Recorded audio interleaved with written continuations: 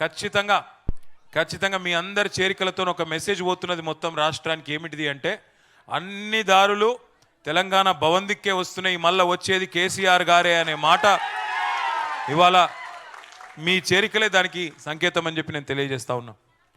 2 ఏళ్ళైంది కాంగ్రెస్ ప్రభుత్వం వచ్చి, మన ప్రభుత్వం పోయి. మరి 2 ఏళ్లలో ఏం జరిగింది, ఎట్లా ఉన్నది కాంగ్రెస్ పరిపాలన, దయచేసి మీరు ఆలోచించాలని చెప్పి నేను కోరుతా ఉన్నా. 2 ఏళ్లలో ఏ ఒక్క మనిషి అన్నా, ఏ ఒక్క వర్గమన్నా సంతోషంగా ఉన్నదా, ఏ ఒక్కరన్నా ఆనందంగా ఉన్నారా, దయచేసి ఆలోచించండి. 10 ఏళ్ళు కేసీఆర్ ఉన్నప్పుడే బాగుండే, అందుకే మళ్ళీ కేసీఆర్ గారిని తెచ్చుకోవాలి అనే ఆలోచన చేస్తూ ఉన్నారు.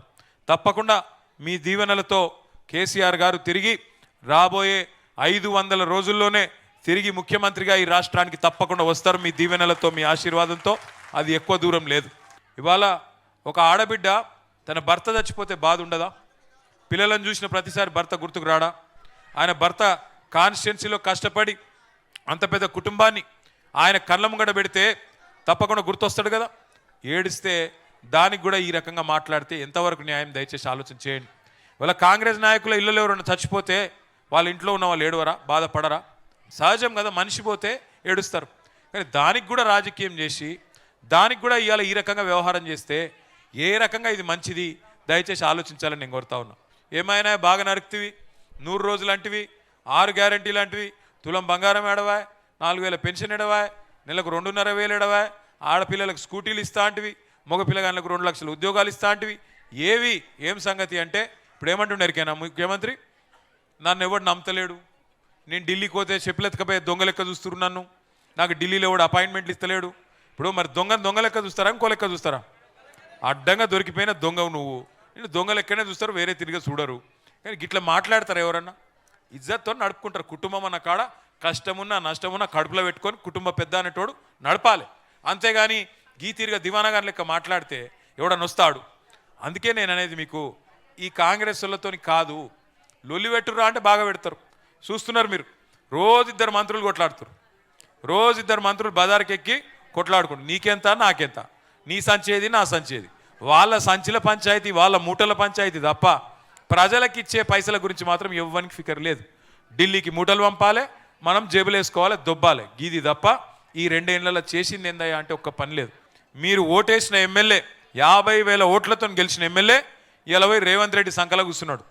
మీకోసం కాదు, మీకోసం ఏదో మీ చందానగర్ కోసమో, మీ భారతీనగర్ కోసమో, మీ దగ్గర ఉండే మియాపూర్ కోసమో, మీ ప్రజల కోసమో, ప్రజల పనుల కోసమే ఓలే.